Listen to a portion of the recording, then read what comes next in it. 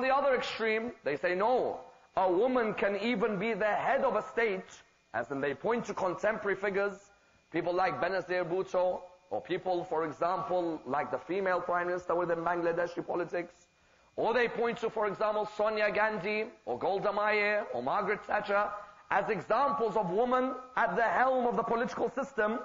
Islamically, the question arises, do women have a place within the political system or no? As in, can a woman enter the political sphere or no? I'd like to examine this particular question through the mindset of Ali Shariati.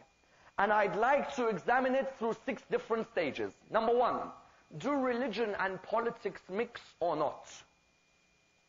Number 2, and of the utmost importance in this particular examination, and an area which has to be looked at in depth, were Arabian women allowed to engage in politics before Islam or no? Number 3, how about the hadith of the Prophet when he says a nation which places its affairs in the hands of a woman is a nation that shall perish? Where did this hadith come from? Number 4, are there political women in the Quran or no? Number 5, who were the great women who helped spread the religion of Islam through entering the political system? Number 6, how does Shariati view Fatima's political skill? And how does Shariati view Fatima when he says Fatemeh Is Fatemeh? Let us explain and understand this area in depth. The first question that arises in this examination, does religion and politics mix? Because you know many people, when they look at this question, come forward and state that religion and politics should never mix. Religion has its own set of values, and politics has its own set of values. And the old adage comes here, which famously states, talk to me about anything except religion and politics. Many people have said that in the past. I can talk with you about anything except religion and politics. And you find the question, does religion and politics mix, is a question which is often viewed negatively. Why? Because of 2 reasons. The first reason is because of a certain period which everybody wants to forget. And the second is because of a quote which has been taken completely out of context. What do I mean? You see, there are certain quotes in certain religions which when a person examines those quotes, the person thinks to himself that, you know what, that clearly shows me religion and politics should never mix. For example, in Christianity, the quote, render unto Caesar what is Caesar's, and render unto God what is God's. Many Christians came forward and said, there you go, religion and politics shouldn't mix, because Jesus himself said, render unto Caesar what is Caesar's, and render unto God what is God. The problem with such quotes is that they're taken completely out of context. Why? The first question you got to ask is, why was this quote ever in existence? Some of the people tried to make the Romans attack Jesus Christ. In trying to make the Romans attack Jesus Christ, they wanted Jesus to answer a question in a way where the Romans would be forced to stop him in his activities. So they came to him one day and they said, the Romans ask us to pay taxes. Therefore, do we have to pay taxes to them or no? Jesus replied by saying, render unto Caesar what is Caesar's, and render unto God what is God's. Does this have anything to do with religion and politics? All he is saying is that you live in the Roman Empire. When you've got to pay taxes to Caesar, then give to Caesar what you've got to give to him. And when you're a Christian, give to God what you have to give to God. It's like us living in Canada today. There are certain taxes we have to pay the government, true? When we live in this country, there are certain taxes we have to pay the government. Likewise, there are certain taxes we have to pay Allah subhanahu wa ta'ala. So when he says, render unto Caesar what is Caesar's, and render unto God what is God, it was nothing to do with religion and politics shouldn't mix. It was a question completely out.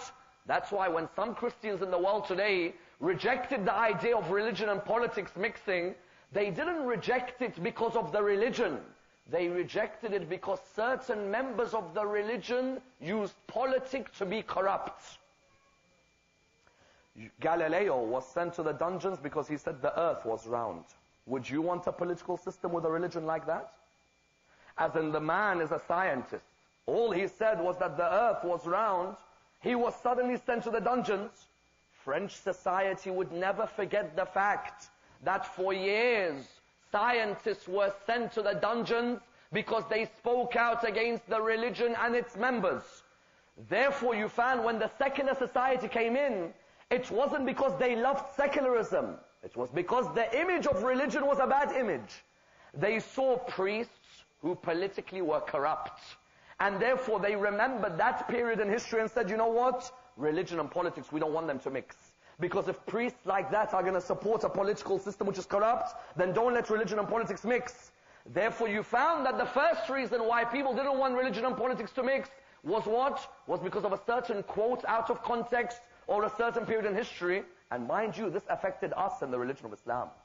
Because likewise, when a quote is out of context, and likewise, when there is a certain period where religion and politics mix, and there was corruption by the religious people, we didn't want religion and politics to mix.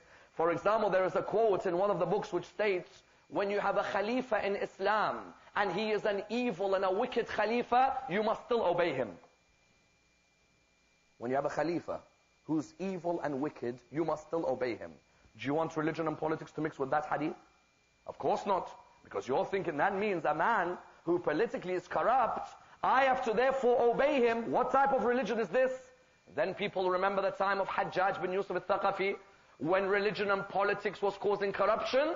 You find many people after that period saying, we don't want religion and politics to mix. Why? Because they said, look at the religious people in Islam. When they enter politics, they are corrupt. Therefore, because of a quote or a period of time, people didn't want the two to mix. Mind you, I can turn the question around. And when I turn the question around, how do I turn it? I turn the question around by saying, does secularism and politics mix? If you say religion and politics shouldn't mix, okay, let's turn the question around. Secularism and politics shouldn't mix or no?